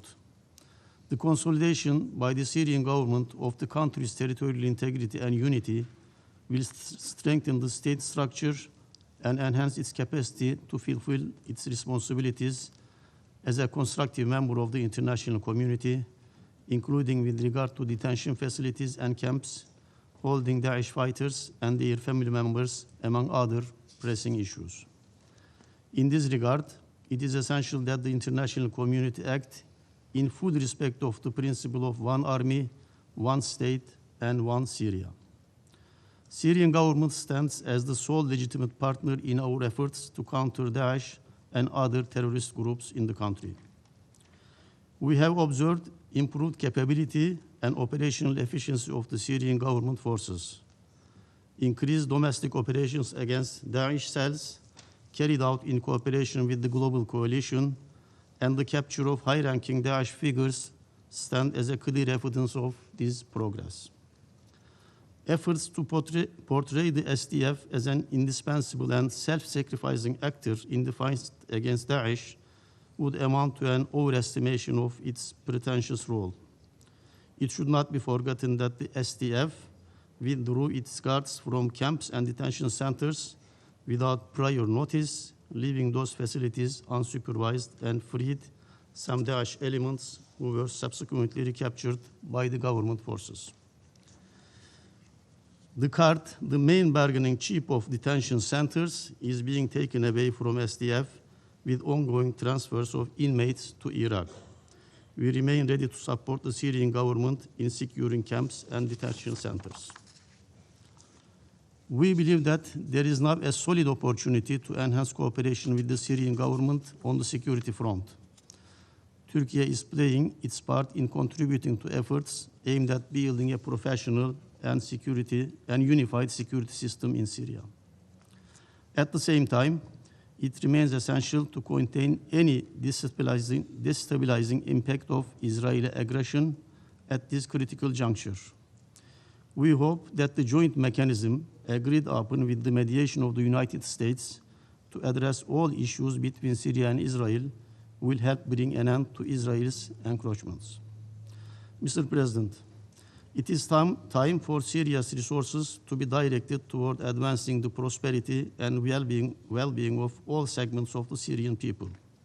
Syria's considerable national resources, both above and beneath its soil, will serve the reconstruction and development efforts. The renewed sense of hope emerging across the country must not be allowed to give way once again to instability or turmoil. Turkey will remain firmly committed to supporting efforts that consolidate stability, preserve Syria's unity and territorial integrity, and ensure that this new chapter translates into lasting peace and inclusive development for the Syrian people. Thank you. I thank the representative of Turkey for the statement, and I give the floor to the representative of Jordan. Thank you, Mr. President. Allow me at the outset to express our sincere congratulations on your assumption of the presidency of the Security Council this month. We wish you success in your endeavors. We also express our deep appreciation to the briefers for their comprehensive briefings. It is an honor for me to deliver this statement on behalf of the Arab Group. Mr. President, the Arab Group reiterates its firm commitment to respecting Syria's sovereignty, independence, unity, and territorial integrity. We fully support Syria's security and stability. We unequivocally reject all forms of external interference in Syria's internal affairs in accordance with the principles and provisions of the United Nations Charter, international law, and relevant Security Council resolutions. The Arab Group commends the national steps taken by the Syrian government over the past year, including launching the Comprehensive National Dialogue Conference, issuing the Constitutional Declaration, holding the People's Assembly elections, and combating drug trafficking. We also commend the important steps taken by the Syrian government in the field of counterterrorism, including the security operations conducted against Daesh terrorists, especially the apprehension of individuals involved in the terrorist attack that targeted one of the mosques in the city of Homs. The Arab Group here welcomes Syria's accession to the global coalition against Daesh and Syria's high-level participation in the coalition's meeting that was held in Riyadh. This reflects Syria's active engagement in international efforts to eradicate the scourge of terrorism. Mr. President, the Arab Group reiterates its support for the Syrian government's efforts to strengthen security and stability, to end all unlawful manifestations of armed activity, and to reinforce the authority of state institutions and ensure that weapons remain exclusively in the hands of the state. From this standpoint, we commend the commencement of the agreement between the Syrian government and the Syrian Democratic Forces. It represents a central step towards enhancing Syria's unity, security, and stability. The Arab Group values the role played by the United States in reaching this agreement. The group also commends the Syrian government's efforts to implement the roadmap to end the crisis in Suwaida and stabilize the southern areas of Syria. This was announced by Syria, Jordan, and the United States of America. We reiterate the importance of the full implementation of this roadmap, a roadmap which enjoys broad international and United Nations support. Here, we stress the group's absolute rejection of any schemes that are divisive or separatist. Mr. President, the Arab Group welcomes the constructive cooperation between Syria on the one hand and the United Nations and the OPCW on the other. This reflects the Syrian government's commitment to international standards and its dedication to facilitating the work of UN organizations in all fields. The group urges the United Nations and its specialized agencies to provide all forms of support to the Syrian government in a manner that contributes to recovery and reconstruction and supports local communities impacted by the conflict that Syria endured for decades. This also creates and enhances the role that the Syrian government plays in enhancing the voluntary and safe return of refugees. The group values the pivotal role played by countries hosting refugees and calls on the international community to expand support for these countries, which must not be left to bear this responsibility alone. Mr. President, Syria's unity, stability, and security constitute a fundamental pillar of security and stability in the region in its entirety. Achieving stability in Syria requires the immediate cessation of all blatant Israeli aggressions against Syrian territory, especially in the south, as they constitute a grave violation of Syria's sovereignty and territorial integrity, a clear breach of international law, and a dangerous escalation that threatens the security of the entire region. The Arab Group calls on the Security Council to compel Israel to withdraw immediately and completely from all areas it invaded after the 8th of December 2024 and from the entirety of the occupied Syrian Arab Golan in implementation of relevant Security Council resolutions, especially Resolution 497. We call on the Security Council to pressure Israel to halt all forms of aggression, to fully comply with the 1974 disengagement agreement, and to end all ongoing violations. Mr. President, the Arab Group welcomes the lifting of the sanctions imposed on Syria, and we welcome the investment and economic cooperation agreement signed by the Syrian government and its call on the international community to invest in Syria. We urge international financial institutions and the business sector to expand investments in Syria in support of its national economy and to bolster reconstruction efforts in a manner that would benefit the affected local communities and meets the legitimate aspirations of the Syrian people. In conclusion, the Arab Group reaffirms its steadfast commitment to stand by Syria and its people as they build a safe, stable, and prosperous state on foundations of justice, equality, the rule of law, and the protection of the rights of all Syrians with no exception. I thank you. I thank the representative of Jordan for the statement. There are no more names on the inscribed list of speakers. I now invite Council members to informal consultations to continue our discussion on the subject. The meeting is adjourned.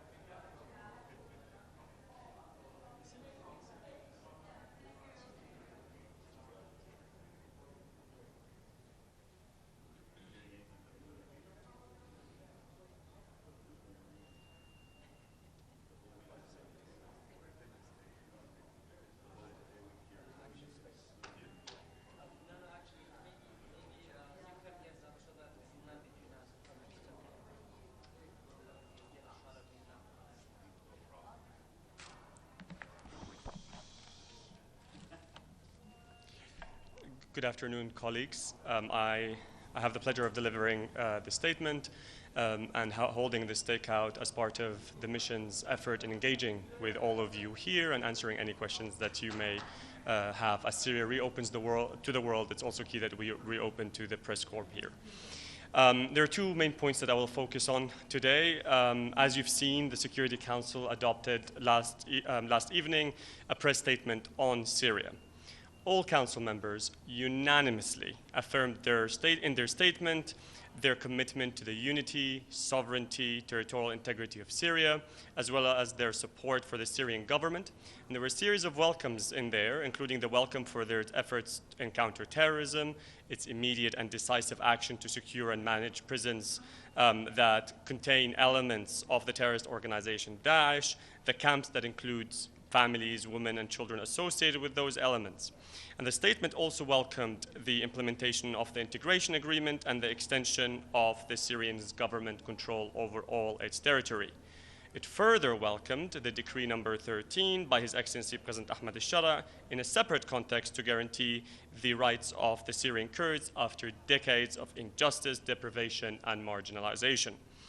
Syria welcomes this statement as it shows what Syria is doing despite numerous challenges, and we extend our appreciation to the mission of the United States, which acted as the penholder for this process, as well as the sincere thanks to the mission of Bahrain, the Arab member of the Council. Second, as you know, the Council held this morning its monthly meeting on Syria, and I'm sure those of you who have followed have also heard that members of the Council unanimously also affirmed their support for Syria, shedding light on the opportunities and the challenges. This consensus comes as a result of the achievements being realized by Syria on the ground in all fields.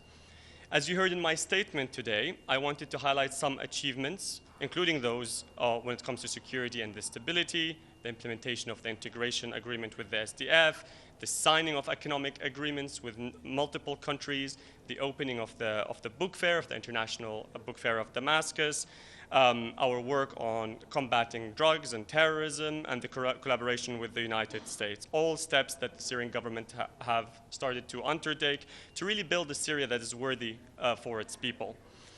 In conclusion, Syria looks forward to the continuation of its constructive cooperation with the United Nations and all the international partners in a manner that supports our efforts aimed at guaranteeing the rights of all Syrians without any discrimination or exception, and building the prosperous and developed Syria worthy of really the immense sacrifices made by the Syrian people throughout the years of the revolution and the years of the dictatorship. I'm open to a few questions. Mr. Ambassador, thank you so Please. much For this briefing. Namo Abdullah with Rudao Media Network. We've seen some images from Munich. Some people call them historic. General Muslim with Foreign Minister Shibani, and on one side having a meeting with Secretary Rubio. Can you tell us any more details about that meeting, and how was General Muslim invited to that conference? And two more quick questions about the agreement with SDF. We don't know much about the details. Like, for example, there will be 4 brigades for SDF, I think. Will any of them be the Kurdish female fighters, any of those brigades? And the last one on Kobani, I know OCHA noted some progress has been made. When will all the services be restored? Thank you so much. Sure. So on Munich, it was a historic moment indeed, and it's Syria as it should be. One delegation of all its components engaging, and the picture that a colleague is referring to, it was Secretary Rubio. I just spoke to colleagues in Munich, and they said the meeting was very productive, and it was a big moment for all of us. As you've seen, the delegation is comprised of numerous individuals where relevant different parts attend the meetings, and obviously the meeting with the United States, the issue of the integration was relevant, and that's why General Mazloum and Ilham Ahmed were also present to the right side of Minister Shebani, who led the delegation and the meeting. My understanding also in terms of substance that it went incredibly well. When it comes to the brigades and those details, these are obviously details that need to be continuously fleshed out. But what we're very keen on and very happy to see is that that's done through dialogue and through engagements. You've seen a number of engagements that happened in different parts, a number of meetings. The press stakeouts that my colleagues do and colleagues of the SDF do, like this one, tend to signal that things are going in the right directions. Of course, none of these questions are easy questions. But as long as the intention is there, as long as these questions are divorced of issues of rights or divorced of issues of territorial integrity, and we agree on those things, then everything can be kind of ironed out and fleshed out. When it comes to Kobani, as you know, within days, I mean, and that was the quickest possible way. We have organized, as much as we can, the convoys of the United Nations and tried to resume the services as much as we can. You've heard in the Council today that these services have resumed as a result of now things calming down, and we look forward to really that all the services resume as quick as possible. Every civilian in Syria deserves a dignified living on this.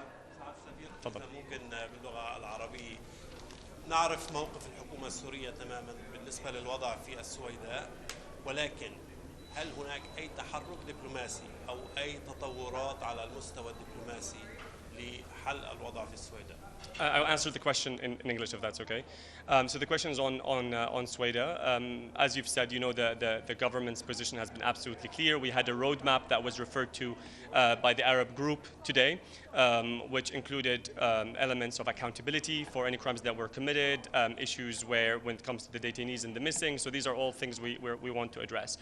We have seen some movement on this, from individuals within Sweda who refuse to be held hostage by a foreign nation or by individuals who claim allegiances to foreign nations, and they make it absolutely clear that Sweda is an integral part of Syria. We've seen a statement that was circulated by a number of individuals from inside Sweda that say, we need accountability, we need restoration of services, but Sweda belongs to Syria. The government will remain open, we will engage. We've always said that, we're very saddened by what happened in Sweden, and we've taken full responsibility in trying to address what really can happen forward. Please. I'll get to you in a second. Thank you very much, Mr. Ambassador. The UN Office of Counterterrorism issued a report this week in which it said that your government foiled 5 assassination attempts against the President, the Interior Minister, and the Foreign Minister. What is the government's reaction to the fact that there were 5 assassination attempts in 2025, and what's it doing to try and eliminate that in 2026? Thank you for your question. Indeed, there has been multiple assassination attempts on President Shara and high-ranking members of cabinet. The good news is that they were foiled. That means our security services were aware of them and managed to deal with them. But that shows that President Shara, there was a part of that report that said it very clearly, remains one of the key targets of ISIS in that sense. And that shows that this government, led by President Shara, has been fighting ISIS for a very long time, but also after becoming the president of Syria, continuation of that fight, and now we're doing it as Syria becomes part of the international coalition and with international allies. The fight against ISIS continues in military ways and security ways, but also we need to work, and as I mentioned today, on issues that fight extremism in terms of economic support, educational support, giving alternatives to young men and women on this. So we see the fight against extremism and ISIS as multifaceted, and we will continue to do what we can. But this report was a proof that this government is really on the forefront of fighting ISIS to really counter some of the disinformation that was going around recklessly on this topic. Thank you very much. Just a quick follow-up. Is the government convinced that all 5 of these attacks were perpetrated by ISIS, and have any of the perpetrators been captured? I can't go to the details of what the security arrangements were, but yes, we were convinced that they were all by ISIS. Please, your team. I was going to ask you, can you identify or the groups that are supporting the terrorists that remain in your country? In other words, countries that might be feeding into them and supporting? I mean, we hope that there's no country that no countries that are supporting different terrorist organizations. Everyone is committed to a united Syria, or at least so they say. So we're going to work with all member states and allies that are working closely with us to make sure that no one provides support to any group in Syria, because Syria's stability really is in the interest of everyone in the region and beyond. Where would they have gotten their weapons from? The ISIS fighters. I mean, Syria has been undergoing a conflict for many years. Non-state actors and terrorist organizations have their ways in getting access to weapons and resources. But we're working with our partners to ensure that these all dry out. At the same time, in parallel, dealing with all the root causes of extremism at the same time. Thank you. Excellent. Thank you very much.